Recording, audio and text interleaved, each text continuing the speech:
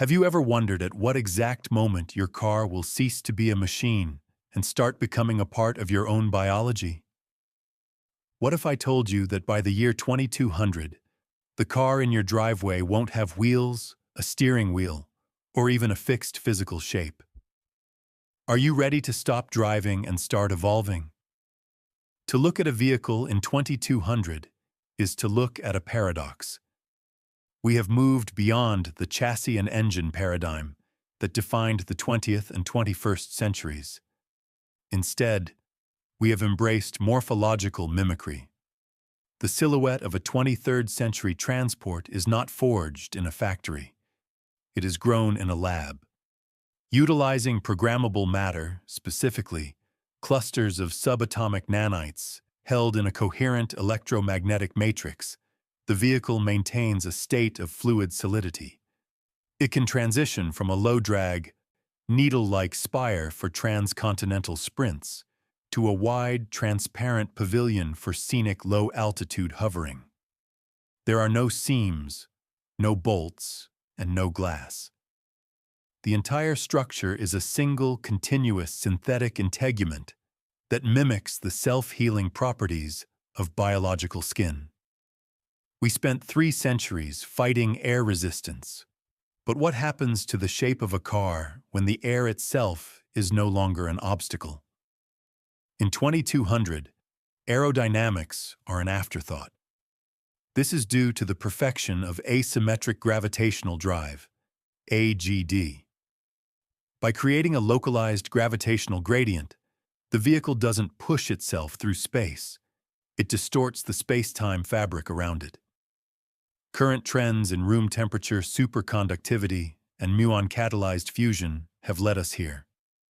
We've bypassed the battery era entirely. The power source is a micro-fusion cell the size of a lemon, providing enough energy to lift a 5-ton vessel for 80 years. Because the vehicle generates its own gravitational field, passengers experience exactly 1 g of force, even during a Mach 7 turn.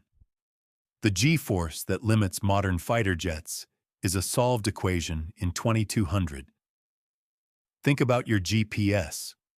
Now imagine if your car knew you wanted to go home before you even realized you were tired.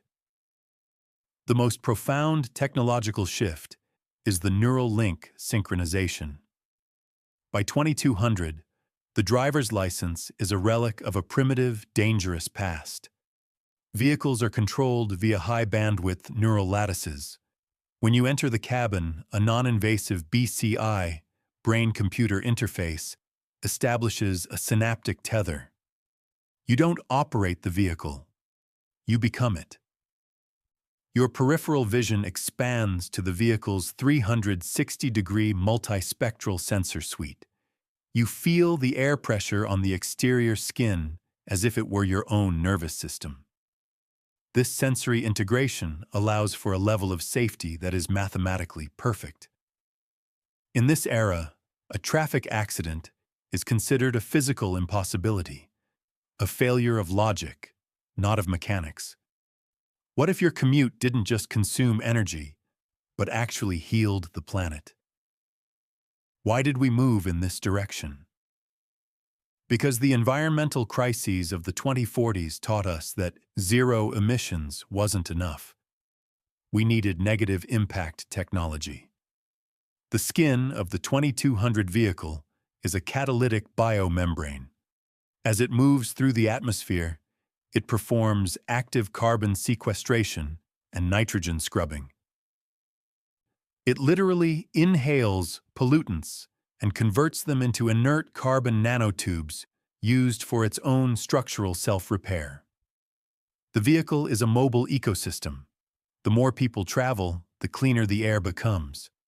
This is the ultimate evolution of the circular economy, where the act of consumption becomes an act of restoration. Roads were the scars we carved into the earth. In 2200, we've finally let the earth heal. Looking back at the 2020s, the reliance on asphalt seems medieval. By 2200, the Earth's surface has been rewilded. Since vehicles utilize gravitic levitation, the need for paved infrastructure has vanished.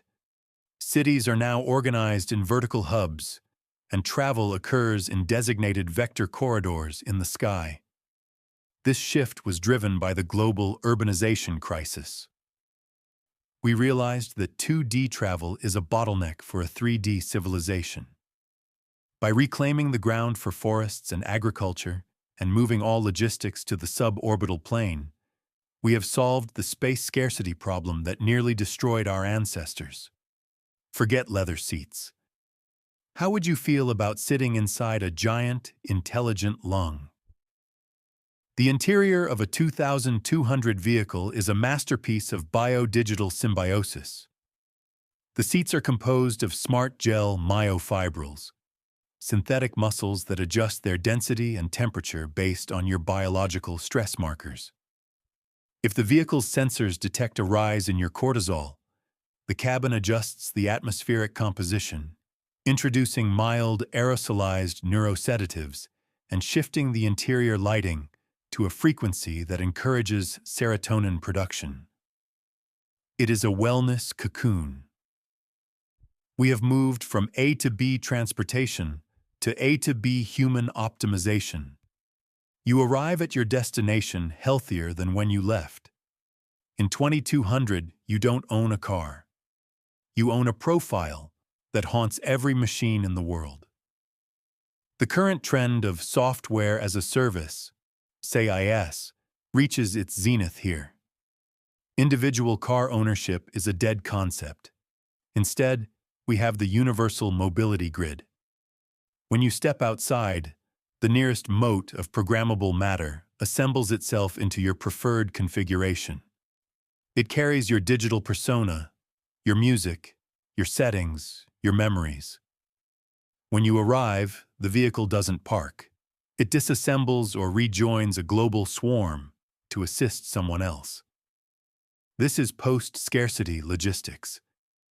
We have maximized utility by minimizing waste, a direct response to the resource hoarding of the 21st century. But why stop at the atmosphere? In 2200, your car is also your ticket to the moon. The distinction between car, plane, and spacecraft has dissolved. Due to the fusion gravitic core, these vehicles are vacuum-capable. A commute could start in a London suburb and end in a lunar colony in under 3 hours.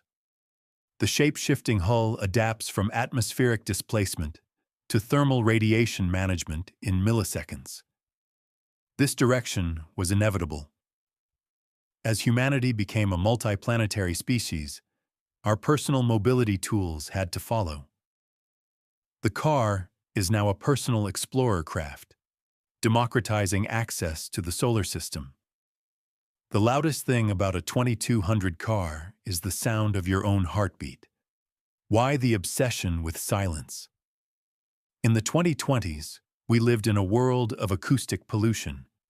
By 2200, active phase cancellation is built into the very atoms of the vehicle's structure. It doesn't just move quietly. It actively absorbs the noise of the world around it. This is a reaction to the digital burnout of the previous centuries. We realized that true luxury isn't speed or gold-plated trim. It is absolute silence and cognitive space.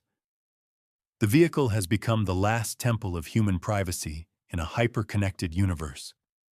After 300 years of innovation, we have to ask, is it still a car?